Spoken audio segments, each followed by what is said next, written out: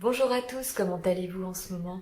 Depuis le temps qu'on se connaît, je me demandais si vous seriez éventuellement tenté par une petite balade nocturne en ma compagnie dans un jardin magique. Et nous ne serons pas tout seuls, nous serons accompagnés des énergies du Flowers of the Night Oracle de Geraldine Darcy, dont vous trouverez le lien dans la présentation dans l'encart de description. Sachez aussi que ce jeu a été édité en français sous le nom d'Oracle des fleurs nocturnes et qui reste très lié à la version originale.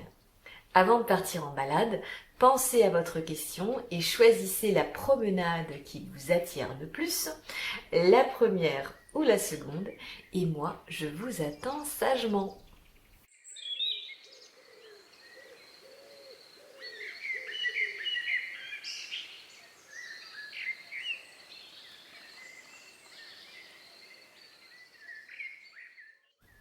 Bienvenue à vous qui avez choisi la première balade nocturne dans le jardin. C'est un tirage qui va vous apporter un éclairage sur une question qui vous taraude au travers d'une balade à la découverte de 7 fleurs cachées derrière 7 cartes et qui, je l'espère, vous apporteront l'inspiration et la lumière dont vous avez besoin. La première carte décrit les énergies actuelles qui vous entourent et vous avez reçu la carte de l'influence qui est représentée par, alors attention, c'est l'Escobaria vivipara. Et oui, j'ai bien retenu ma leçon.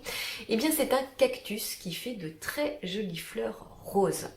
Il y a effectivement des forces supérieures qui influencent la direction que prend votre vie d'une façon, on va le dire, qui ne vous convient pas vraiment. Ne luttez pas contre ce flot d'énergie parce que la vie veut vous emmener sur une nouvelle voie. Il est question de changement, de voyage, de nouvelles rencontres qui vont prochainement changer votre routine ou du moins votre situation actuelle. La seconde carte indique ce que vous avez besoin de libérer dans votre vie et vous avez reçu la carte de la compréhension et qui est représentée par un cactus, encore un autre cactus, à fleurs blanches et dont l'espèce a envahi notamment la Nouvelle-Calédonie. Alors pour la petite histoire, ce cactus en Nouvelle-Calédonie, sachez que sa présence est considérée comme nuisible, notamment à cause des épines qui s'enfoncent profondément dans la chair des cerfs. Alors, je crois qu'on vous dit ici d'accepter les choses telles qu'elles sont, même si c'est douloureux et même si ça fait mal. C'est une étape délicate que vous devez vivre avec le moins de résistance possible émanant de votre mental. La troisième carte nous donne un indice sur ce qui est en train de grandir en vous et en ce moment dans votre vie. Et vous avez reçu la carte de la visualisation et qui est représentée par le pétunia. Alors c'est une bonne nouvelle, je l'espère pour vous, parce que si vous pratiquez la visualisation, sachez que celle-ci est en train de prendre de la force et qu'elle est sur le point de se matérialiser dans votre vie. Alors plus que jamais, prenez soin de vos pensées et de vos émotions, préparez-vous de belles visualisations parce qu'elles sont en train de venir vers vous. La quatrième carte révèle les émotions qui ont un rapport avec la question que vous vous êtes posée. Et vous avez reçu la carte de l'accomplissement qui est représentée par le moka, qui est une plante à fleurs et dont on consomme aussi les racines, qui sont comestibles donc, et qu'on cultive essentiellement dans les Andes. Votre détermination semble très forte et vous avez très envie de voir une issue positive se profiler quant à la question que vous vous êtes posée. Par votre optimisme et par votre ténacité, j'ai bien l'impression que vous pouvez y arriver. La cinquième carte indique les possibilités qui vont bientôt se présenter et vous avez reçu la carte de l'intimité qui est représentée par l'étoile du soir. Avec cette carte, il est possible qu'on vous fasse, alors attention, une déclaration d'amour. Que vous commenciez une nouvelle histoire ou que votre couple retrouve un nouveau souffle. Et si vous avez un projet qui vous tient à cœur, vous pourriez redoubler d'efforts et d'énergie pour développer positivement ce projet. La sixième carte est une aide à y voir plus clair. Et vous avez reçu la carte de la célébration qui est représentée par le lys de Casablanca et dont les fleurs sont énormes. Ce que je peux vous dire, c'est que la réponse à votre question arrivera plus rapidement dès lors que vous remplirez votre esprit de pensée, de joie et de célébration. En tout cas, votre ciel va bientôt s'éclaircir, de bonnes nouvelles arrivent et votre cœur va vite s'en trouver soulagé. La 7e carte va vous révéler l'issue la plus probable à votre question, mais n'oubliez pas que rien n'est jamais gravé dans le marbre. Et vous avez reçu la carte de la sagesse qui est représentée par une orchidée de nuit, qui est aussi une orchidée qui fleurit la nuit. Vous allez être bientôt guidé, soit par une personne qui sait de quoi elle parle, soit par vos pratiques spirituelles ou encore par vos rêves. Prêtez bien attention aux conseils qui vous seront prodigués et ne gardez que ce qui vous inspire de la sagesse et de la justesse au fond de vous. Il y a un nouveau challenge qui se profile pour vous. Autant vous y préparer au mieux en vous entourant des énergies les plus sages. Bien voilà, j'espère que ce tirage vous aura apporté l'inspiration nécessaire. Cliquez sur le pouce bleu, abonnez-vous si vous souhaitez continuer cette aventure en mon humble compagnie. Surtout, soyez sages et courageux dans vos décisions. Et quant à moi, j'espère vous retrouver très bientôt. Bienvenue à vous qui avez choisi la seconde balade nocturne dans le jardin. C'est un tirage qui va vous apporter un éclairage sur une question qui vous taraude au travers d'une balade à la découverte de 7 fleurs cachées derrière 7 cartes et qui, je l'espère, vous apporteront l'inspiration et la lumière dont vous avez besoin. La première carte décrit les énergies actuelles qui vous entourent et vous avez reçu la carte de la passion et qui est représentée par le nénuphar à fleurs rouges et qui fleurit la nuit. C'est une fleur qui évoque la possibilité d'une nouvelle romance. En tout cas, les énergies qui vous entourent parlent d'amour.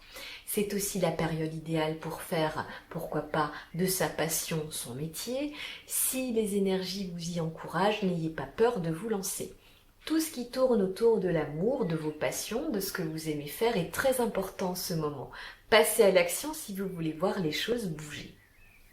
La seconde carte indique ce que vous avez besoin de libérer dans votre vie et vous avez reçu la carte de la tubéreuse et dont la fleur est utilisée notamment en parfumerie.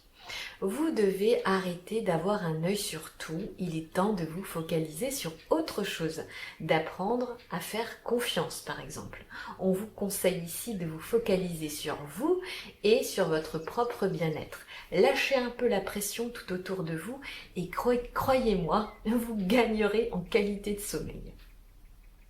La troisième carte nous donne un indice sur ce qui est en train de grandir en ce moment dans votre vie et vous avez reçu la carte de la patience qui est représentée par une jolie glycine. Vous êtes en train de gagner en sagesse et en maturité parce que vous êtes en train de comprendre et de devenir une personne patiente. Et la patience est une vertu et c'est tout à votre avantage. Dans la patience, vous pouvez arrondir les angles et vous pouvez aussi accepter autant vos forces que votre propre vulnérabilité. En plus, la patience vous aidera à prendre de meilleures décisions. La quatrième carte révèle les émotions qui ont un rapport avec la question que vous vous êtes posée. Et vous avez reçu la carte de la motivation qui est accompagnée par une belle de nuit et dont la fleur s'ouvre la nuit. C'est une fleur que j'affectionne particulièrement. Si vous sentez que vous devez passer à l'action, il n'est plus question d'hésiter. Et quand cette carte sort, je peux vous dire d'ores et déjà que la réponse à votre question tend énormément vers le positif. L'univers est en train de vous dire oui, les choses que vous attendez, sont en train d'arriver. La cinquième carte indique les possibilités qui vont prochainement se présenter à vous et vous avez reçu la carte de la préservation et qui est représentée par le panico géant. Alors le panico est un chardon au feuillage bleuté qui est tout à fait charmant.